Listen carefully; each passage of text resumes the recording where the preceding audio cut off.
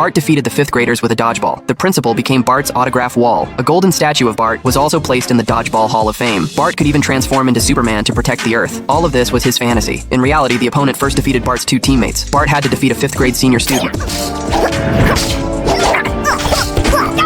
Bart dodged the opponent's throw and successfully hit him. All the 4th grade students were celebrating for Bart, but the 5th grade boy was watching the dodgeball in the air. After the dodgeball hit Milhouse, it bounced back into his hand. Since the ball didn't touch the ground, the 5th grade won. The 4th graders were very dissatisfied with this result, but the match outcome was decided by the referee. From then on, a conflict arose between the 4th and 5th graders. The 4th graders believed the game was rigged. The 5th graders thought they were immature. Both sides began retaliating against each other. A 5th grade student was ambushed during recess. Zach! Who did this to you? It was the 4th graders!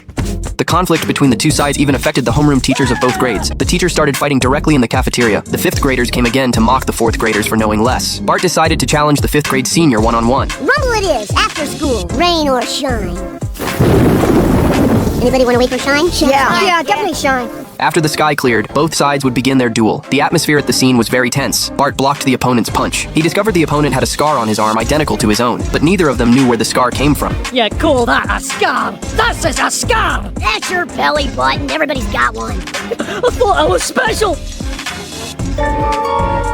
Bart asked his mother Marge about the origin of this scar. I was afraid this day would come. Marge took out a photo album from 7 years ago. She used to go to the gym regularly back then. At that time, Bart was particularly close to 3 other kids. Marge also became friends with their mothers, but the mothers had a very bad impression of Bart.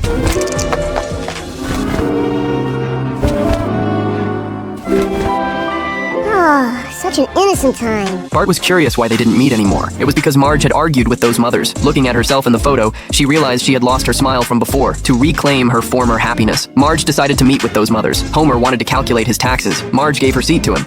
Okay, number dependent 3. Better check last year's return.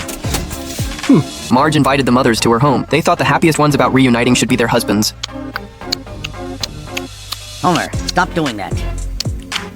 Homer! The children discovered they all had the same scar on their hands, but none of their mothers had told them about the origin of the scar. The children decided to skateboard first.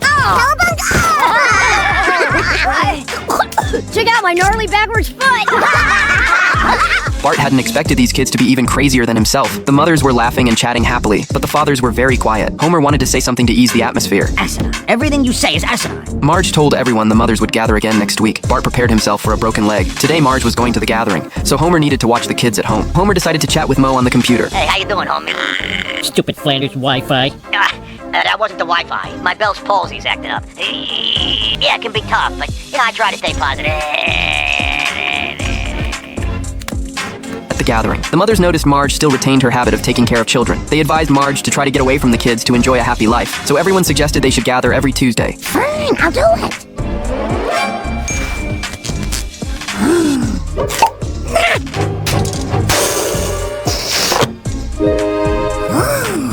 Marge started living a life without caring about her husband or children. Bart was also forced to participate in adventures he didn't want to play, but in the end, he was still mocked by those kids. When Lisa found Bart practicing stuffing a remote control in his mouth, she knew things were getting out of control. She believed they should stop Marge from going out with those women. Something drove them apart once before, and I bet it has something to do with this scar. The doctor had seen Bart's scar in a comic book. He suggested Bart go to Comic Book Guy for answers, so Bart went to find Comic Book Guy. Comic Book Guy obviously knew the origin of this scar, but he was unwilling to tell Bart. Bart threatened him with his most precious comic. No, I'll tell you what you want to know. Bart's scar dated back to July 4th, 7 years ago. Everyone was having a 4th of July picnic at the time. The mayor organized all the townspeople to watch the fireworks display because Comic Book Guy was the only single young man in town who didn't drink. He was responsible for setting off the fireworks. 4 mischievous children were very interested in the fireworks. While Comic Book Guy was eating his sandwich, the children released all the fireworks at once. The flames from the fireworks fell to the ground, injuring the residents. Comic Book Guy's sandwich was also destroyed by the fireworks. 4 red-hot forks fell onto the backs of the children's hands. And every July 4th, Bart planned to bring those kids to the garage and then light these fireworks. This way, Marge would think these kids were bad and leave their mothers, but Marge discovered them. Milhouse thought for a long time, but couldn't come up with a suitable reason. Milhouse, I'm getting tired of waiting. Can I go home and think of a lie? Yes, you may. Bart explained he did this hoping his mother would return to the family. Marge was touched, but she also wanted her own life. Marge told the mothers about Bart's plan, but the mothers thought it was normal. They all believed their children were led astray by Bart. This made Marge very angry.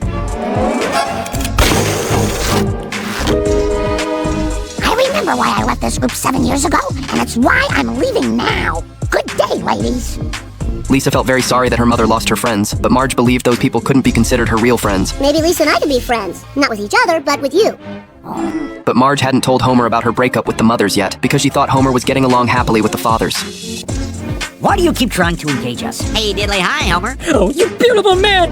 No, that feeling is mutual of Omaha. God, you're hilarious! Lisa hid inside the Pharaoh's coffin. A man thrust 3 swords into the Pharaoh's coffin, but Lisa was somehow not inside. I'm trapped in an alternate dimension. The man found Lisa in a box on the other side. He thought Lisa was sent by his rival. No one sent me. I just knocked on the door and it opened. Lisa wanted to know why she suddenly ended up in the box. It turned out this was the House of Magic. How did you do all that? Permit me to introduce myself. The man was the great Raimondo. He was once the most famous magician in the world. Lisa was eager to learn about Raimondo's story. Raimondo told her to call her parents first to let them know. He first showed Lisa his Wally the piano-playing robot. Then there was a mirror that could predict the cause of one's future death. Finally, there was Raimondo's greatest magic trick, the milk can escape. Looks like there was magic between you two. The woman in the photo was Raimondo's late wife. She was also the second person to know the secret of the milk can escape. Now, I'm alone with my memories and my medical marijuana. Lisa asked if he could teach her magic, but Raimondo only wanted to pass on his magic to boys. What if you just taught me one trick? Fine. Raimondo handed her the Ring of Destiny. Come back in a week with these rings linked together and maybe I'll... Hey, you did it already? Seeing this, Raimondo agreed to teach Lisa magic. After all, his friend had even taught a monkey magic. I'm not exactly flattered by that. Raimondo told Lisa not to underestimate the monkey. That monkey now owned 18 car companies. Now Raimondo was going to teach Lisa the coin trick. Lisa had already mastered this technique. Erie Canal. My ear makes money.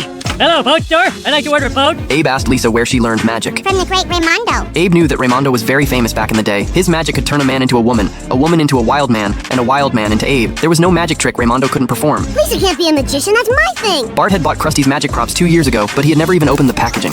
Need some help? Homer thought Bart could hide a house in his mouth. He immediately told Bart to spit it out. A caramba! I forgot why I'm doing this. Lisa quickly learned the fancy card shuffle, but at this moment, Raimondo was very depressed because he had been expelled from the union. Oh, what's wrong? Raimondo turned on the TV and said it was this man who schemed to get him kicked out of the union. This man was called Craig. Craig was now Raimondo's enemy. Raimondo believed the essence of magic lay in mystery and misdirection. Soon, Lisa learned misdirection. She performed magic at school and even had her own poster. Then Lisa learned how to make objects disappear and performed it in front of Raimondo. Lisa had successfully mastered misdirection. Her magic skills advanced very quickly. Lisa even learned how to make a 300-pound woman float in the air. One day, Lisa was cleaning at Raimondo's house. She accidentally discovered a secret room. Inside was Raimondo's secret, the secret of the milk can escape. No, I shouldn't. I won't. Raimondo saw all of this. He decided to teach Lisa the milk can escape. You are? Why? If magic is not passed on, it dies. The only magic we couldn't make was a child. Soon, Lisa had mastered the milk can escape. She was going to perform this trick for the entire school. Lisa climbed into the milk can. Willie locked the can with 3 locks and covered it with a curtain. God, if you don't bring my Lisa back safe, ants will burn tonight. When the curtain was lifted, Lisa walked out from behind the audience. After the performance, Lisa signed autographs for her classmates. Then a handsome little boy approached Lisa. The boy said he was worried about Lisa. This milk can escape was too dangerous. He would be very sad if Lisa got hurt. Under the boy's coaxing, Lisa revealed the secret of the magic trick to him. The lock was real, but the can could be opened and escaped from with just a turn. Lisa said this trick wasn't dangerous at all. You trick a dorky little girl into telling you. The boy was actually the son of Raimondo's enemy, Craig. Craig learned the secret of the milk can escape. The next day, Craig held a press conference. He would perform the milk can escape next week. Raimondo was furious. He didn't listen to Lisa's explanation and sent her away. The dejected Lisa went home, wanting to throw away the magic props.